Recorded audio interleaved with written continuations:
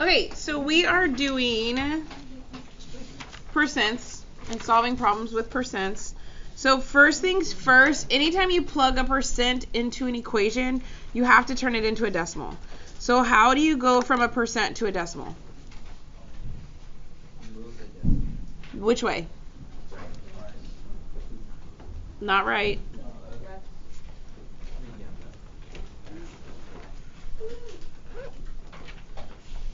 That's 1e. Or does anybody know what else you can do? Something with 100. What are you going to do? Yeah, divide by 100.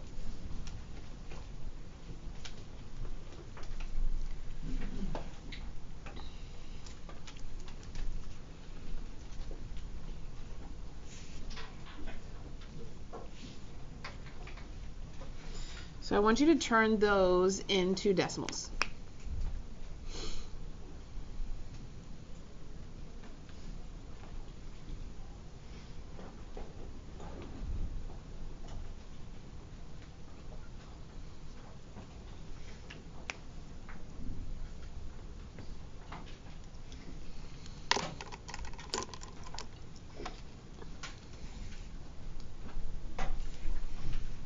So if there is no decimal, remember it's always at the end on the right. And if I move it to the left twice, what does this become? Yeah, 0.34. What about this one? Yes. So when I move it twice, I have that empty loop. You have to put a 0 in there. So it becomes 0.07. And what about the last one? Yes, 1.21. Just move it twice and it ends up here. Any questions with going decimals to, percents to decimals? Okay, so now what if you do the opposite? What would you do to go from a decimal to a percent? You multiply by 100 is one way. What else? Yeah, so you're going to move decimal right twice, or multiply by 100.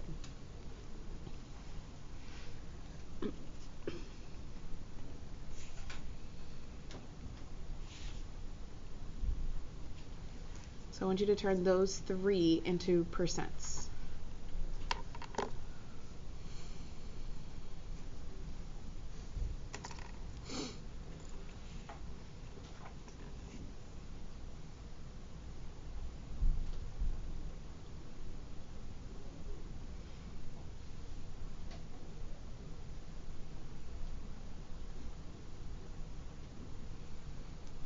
So what does that first one become? So 62%. What about this one? 80. Because we're going to move it right twice, and we have it empty, so it becomes 80%. What about 1? 100. Technically, your decimal's here. You move it twice, so you put zeros in, so it turns into 100%. Are we okay with that? Okay, cool. So the first four, a lot of times people are good with percents and they can just read it and they know whether they're dividing or multiplying. If that's you, that's awesome. Show your work and I'm happy. Yes? However, if you get confused on when you should multiply, when you should divide, then this is the easiest way to do it.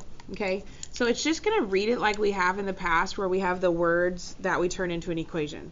So it says the number 63, which just means 63. What does is mean? Equals what percent? What do we use for what we don't know?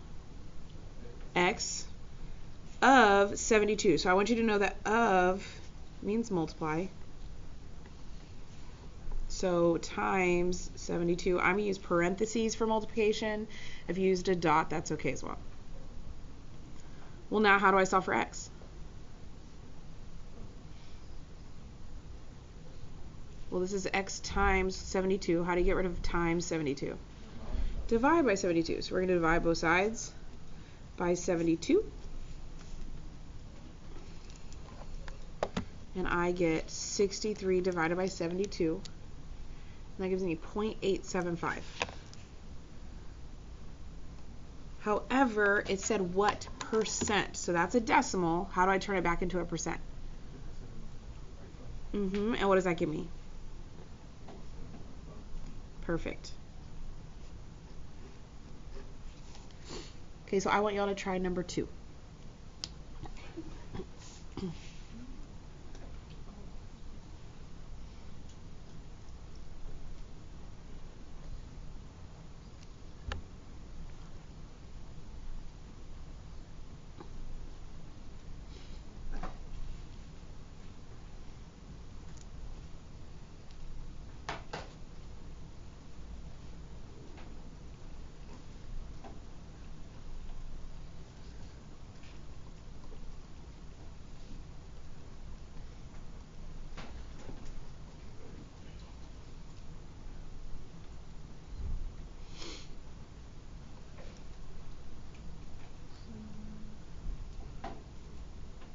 What did y'all get? Perfect. So 62.5% is your answer. Any questions with that? Okay, so questions? Okay, so if you look at number 3 and 4, these are a little different just because it gives you different information and you're looking for different information. So again, we're just reading it left to right. It says the number 120 means equals 15% of what number? Well, how do I write 15% into an equation? What do I have to turn percents into before I can plug them in?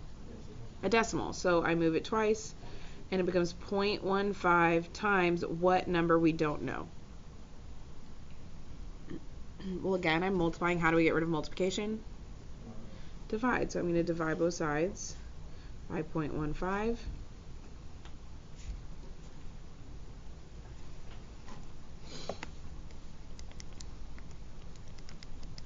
And I get 800.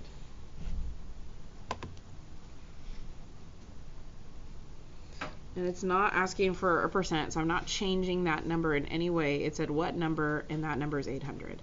So then if I reread it, 120 is 15% of 800. Okay? Any questions with that? So I want y'all to try number 4.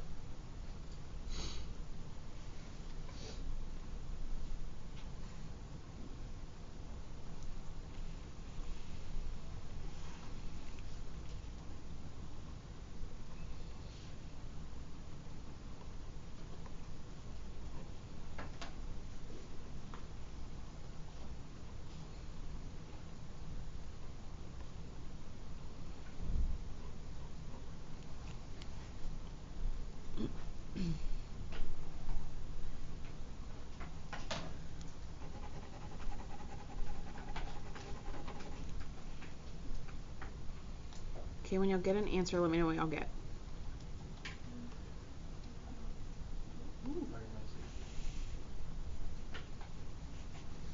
So hopefully that's what y'all got. Yeah?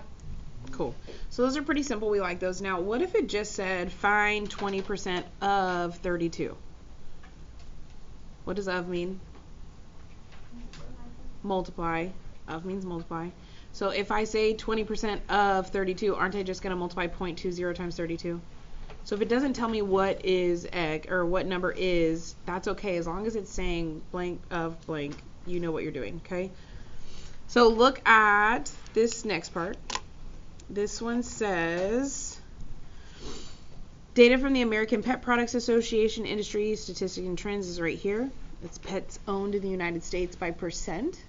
Okay, looking at a pie chart, what should the pie chart add up to? 100. Okay, so we know that, and that's good. So it says, what percent of pets owned in the United States are cats or dogs? Well, what percent are cats? What percent are dogs? And what's 23 plus 19? 42. So 42% are cats or dogs. No, it's just 42%. Okay, what percent of pets owned in the United States are not birds? 96%, because we know it adds up to 100. So minus what birds is, which is 4%, so we know that equals 96%.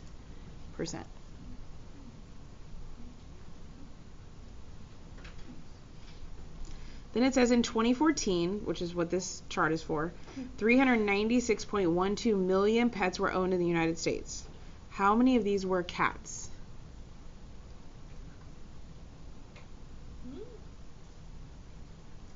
Okay, so it says in 2014, 396.12 million pets were owned. How many of these were cats? Well, what percent were cats? And what's 23% of 396.12? So we're going to do 396.12 times, what's 23% as a decimal? Whatever that equals is what your answer is. So 396.12 times 0.23. And it says round to the nearest tenth, so what would that become? 91.1. 91.1 what?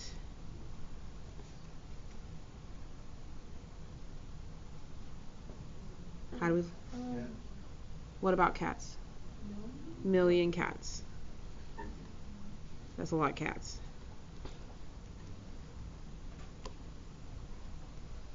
As a dog person, like, I don't believe this. I feel like there are more dogs. Maybe I'm wrong. Okay, so I want y'all to try, we're not going to do A or B because it's literally like these. It's just simple. Look at C. I want you to try C.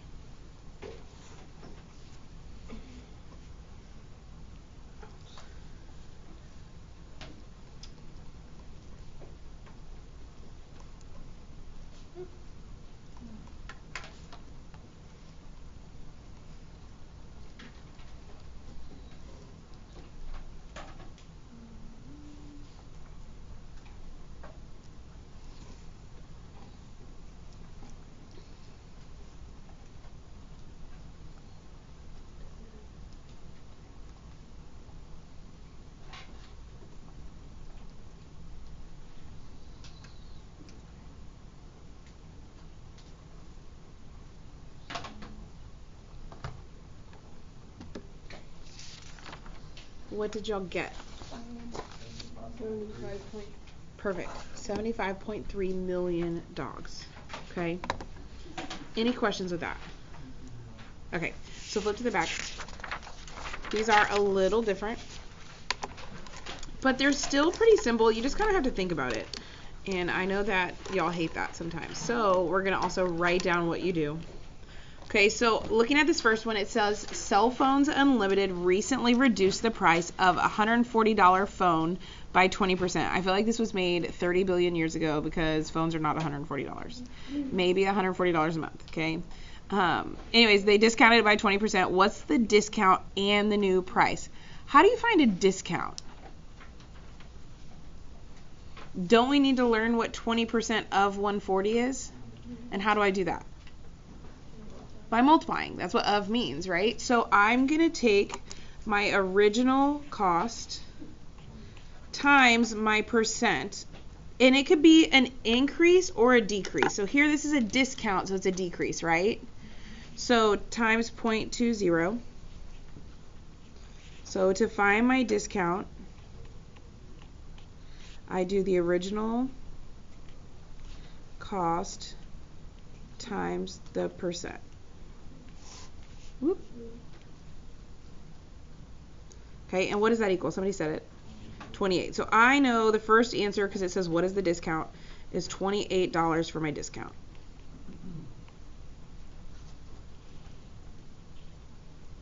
Then it says what is the new price? How do you find the new price? You subtract. That's it. 140 minus 28. What does that equal? $112. So 112 is your new cost. So it's not hard, but you have to think about it. Like, how do I find the percent? What do I do next? That's all that there is to it. So your new cost equals old cost minus discount.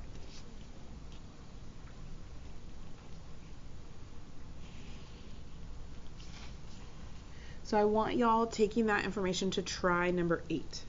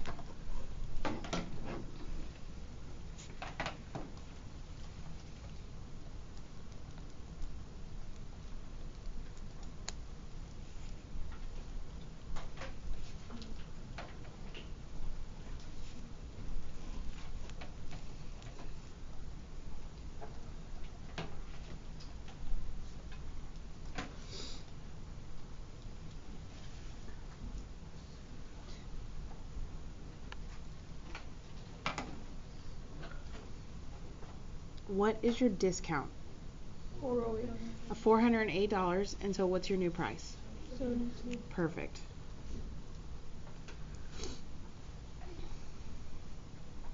Any questions with that?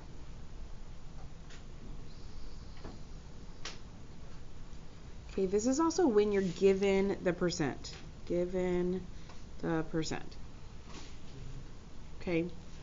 Now, if we look at number 9 and 10, we're not given the percent. We're trying to find the percent of increase. Now, again, this could also be decrease.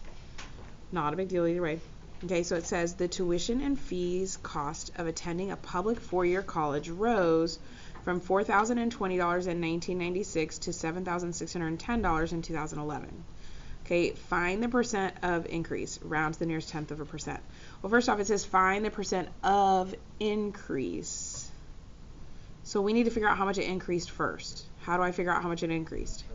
Yeah, I'm just going to subtract. So to figure out my increase, we take the new minus the old.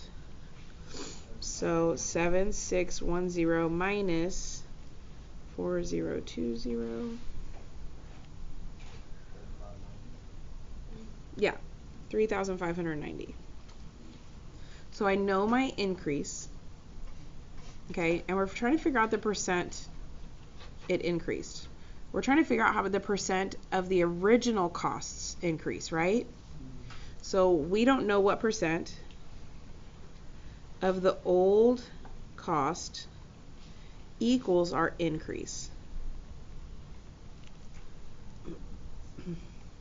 Sorry, I know we don't know what percent here, but even if we did know the percent, but we didn't know the old cost, you could use this. So it's percent times your old cost equals increase.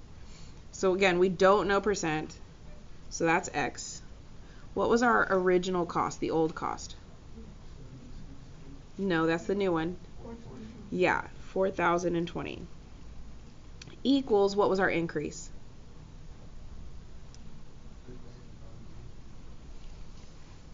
Because we want that to be whatever percent of the original. Okay, so divide both sides by 40/20.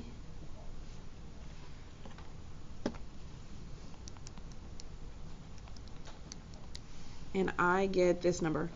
Okay. And I need to turn it into a percent because it says what percent or find the nearest percent. So I can multiply it by 100 or I can move my decimal twice. And what does that become to the nearest tenth? Perfect. 89.3%.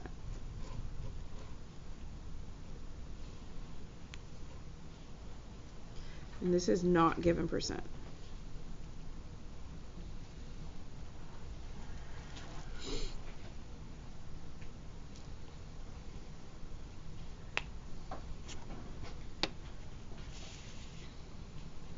Okay, so if I look at number 10, it's the exact same thing, except now we're looking at the cost from a 2-year university. So I'm going to take my new cost minus my old cost to find my increase.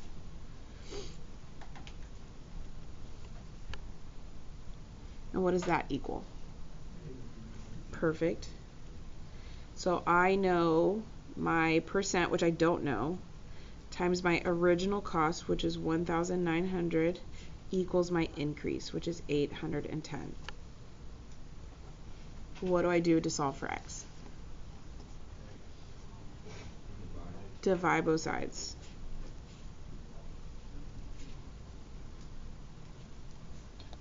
And if I do 1,810 divided by 1,900, I get this. And I can do times 100. What is that rounded to the nearest tenths? Yeah, 42.6%.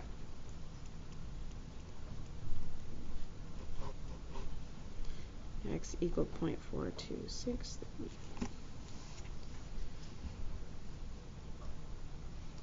Any questions with those? Okay, the last one is a lot like number 7 and 8.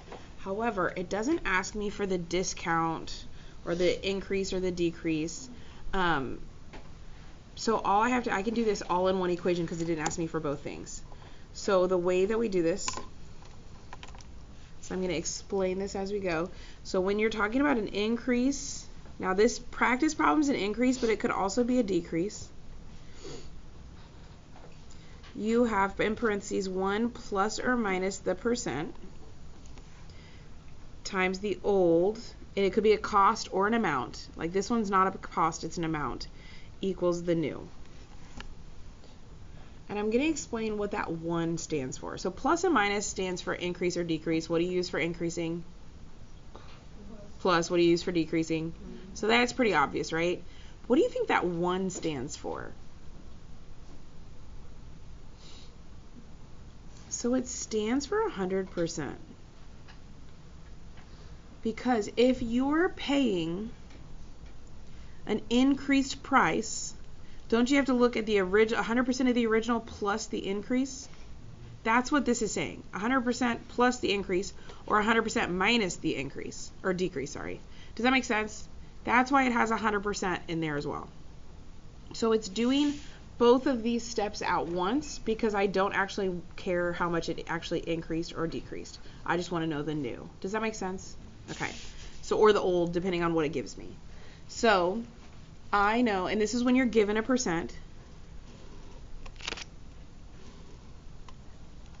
Okay, so I know the fastest growing sector of digital theater screens is 3D.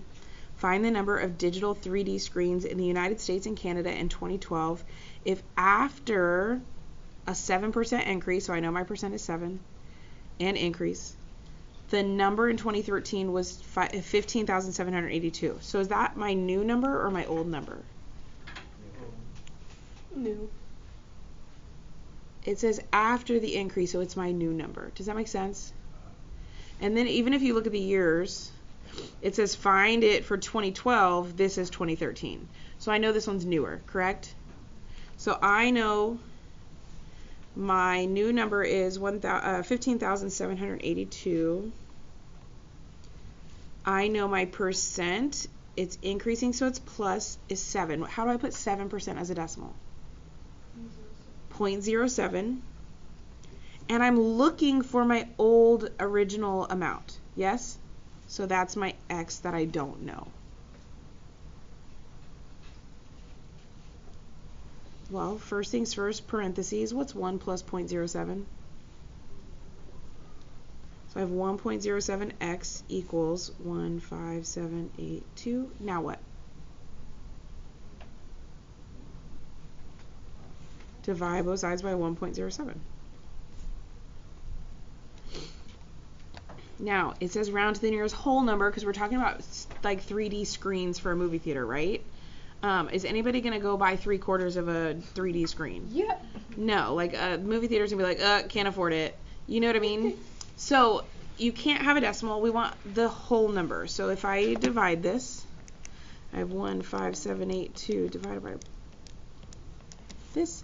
What would that be rounded to the nearest whole number? Perfect. 14,750 because that 5 makes us round up, and since it's 9, what's after 9? 10, so I had to carry the 1. Does that make sense? Okay. And 14,750 what?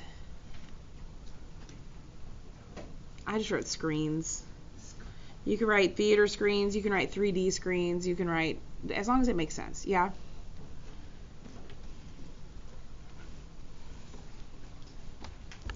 Now there is one thing I'm going to tell y'all for your practice, because y'all been making it hard because y'all don't like to read.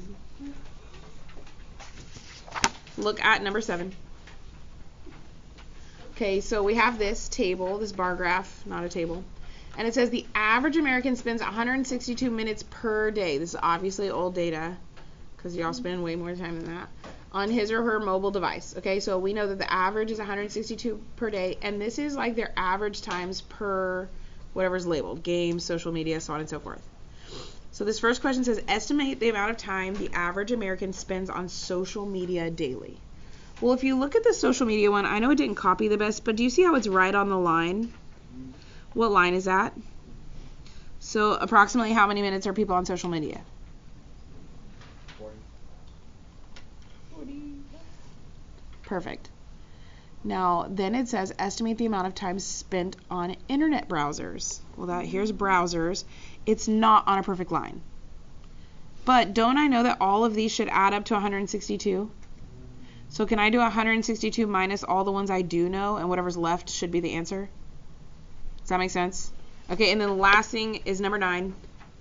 Read it and set up your problem. It says what percent? What do I use if I don't know? Of means multiply. The time the average American spends on their devices. What did we just say was that? No. 162.